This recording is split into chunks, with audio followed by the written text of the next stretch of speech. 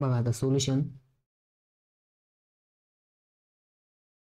इथं प्रॉब्लेम काय दिला बघा, log of 14 at base 2 minus log of 7 at base 2.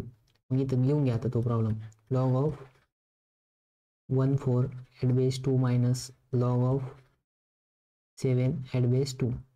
मग बघा याचं काय होईल, आता दोघांचा पण बेस सेम आहे. बेस सेम असल्यावर कोणता रूल यूज करायचा, मायनस साईन दिसते म्हणजे क्वोशंट रूल. क्वोशंट रूल काय, log of M at base A minus log of N at base A equals to काय येतं, log of M upon N at base A. ठीक आहे, मग हा रूल इथं अप्लाय करायचा. तर बघा आता हा रूल जर अप्लाय केला आपण, इथं काय येणार, लॉग ऑफ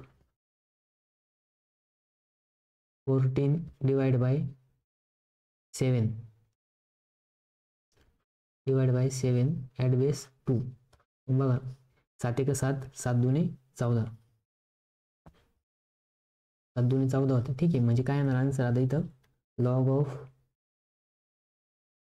2 ॲट बेस 2. मग बघा आपल्याकडे पुन्हा एक फॉर्म्युला आहे की log of any number at that same number, answer काय येतं, 1 येतं. काय येतं, 1. आणि हे कसं येतं तर ह्या रूलनुसार. ठीक आहे, log of A at base A equals to 1. काय येतं, log of A at base A equals to 1.